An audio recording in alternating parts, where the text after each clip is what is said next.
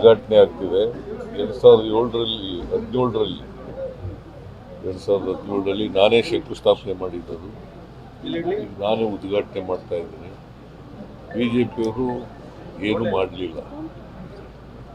4 ವರ್ಷ ಇದ್ರಲ್ಲ ಅವರು. ಕುಮಾರಸ್ವಾಮಿ 1 ವರ್ಷ 7 ತಿಂಗಳು, ಇವರು 4 ವರ್ಷ 3 ವರ್ಷ 10 ತಿಂಗಳು. ಭಾಳ ಹಿಂದೆನೇ ಆಗ್ಬೇಕು.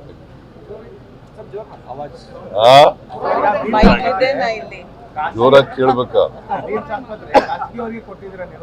ನಿಮ್ಗೇನ್ ಕೇಳಿಸ್ತಾ ಇಲ್ವಾ?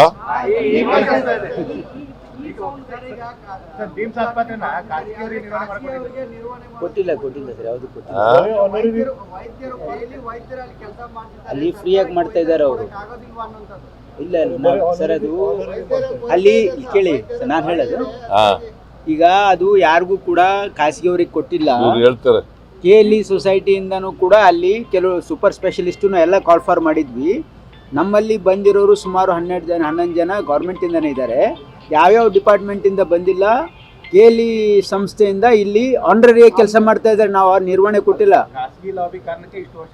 ನೋ ಇಲ್ಲಿ ಯು ಆರ್ ನಾಟ್ ಅಂಡರ್ಸ್ಟ್ಯಾಂಡಿಂಗ್. ಇಲ್ಲಿ ನೀವು ಸರಿಯಾಗಿ ಕೇಳಿಸ್ಕೊಳ್ಳಿ.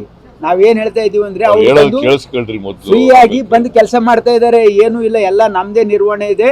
ಅವ್ರು ಯಾವ ಡಾಕ್ಟರ್ಸ್ ನಮ್ಗೆ ಜಾಯಿನ್ ಆಗಿಲ್ಲ, ಅವ್ರು ಜಾಯಿನ್ ಆಗೋವರೆಗೆ ಟೆಂಪರರಿ ಆಗಿ ನಮಗೆ ಸಪೋರ್ಟ್ ಮಾಡ್ತಾ ಇದ್ದಾರೆ ಅವರು. ಹಾಗಾಗಿ ಅವ್ರು ಯಾರು ಅಲ್ಲಿ ಹಣ ತಗೊಳ್ತಾ ಇಲ್ಲ, ಯಾರು ಅವ್ರಿಗೆ ಏನು ಸಂಬಂಧ ಇಲ್ಲ.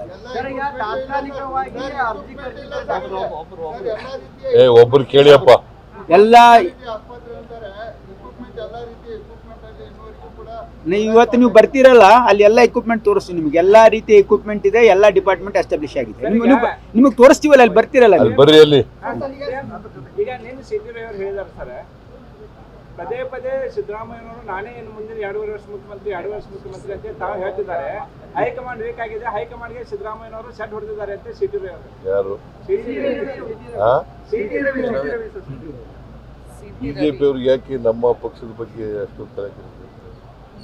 ಅವ್ರು ಕೆಲಸ ಮಾಡೋದು ಬಿಟ್ಬಿಟ್ಟು ನಮ್ಮ ಪಕ್ಷದ ಆಂತರಿಕ ವಿಚಾರಗಳ ಬಗ್ಗೆ ಯಾಕೆ ತಲೆ ಕೆಡಿಸ್ಕೊತಾರೆ? ಯಾಕೆ ತಲೆ ಕೆಡಿಸ್ಕೊತಾರೆ? ಅವ್ರು ಯಾರ್ರಿ ಅವರು? ಈ ಸೀಟ್ ಅವ್ರ high command. I do not want to reply BJP's ಕೊಯ್ಲಿ. ಸರ್, NDRF ಅನುದಾನವನ್ನ ಕೇಂದ್ರ ಕೊಡ್ತಾ ಇರುವಂತ NDRF ಅನುದಾನವನ್ನ ಗ್ಯಾರಂಟಿ ಯೋಜನೆಗಳಿಗೆ ಬಳಸ್ಕೊಳ್ತಾ ಇದ್ರಿ ಅಂತ ಹೇಳಿ ಆರ್ ಅಶೋಕ್ ಅವರು ಆರೋಪ ಮಾಡ್ತಾ ಇದ್ದಾರೆ. ಮತ್ತೆ ಅದನ್ನೇ ಹೇಳಿದ್ರೆ ಹೆಂಗೆ? NDRF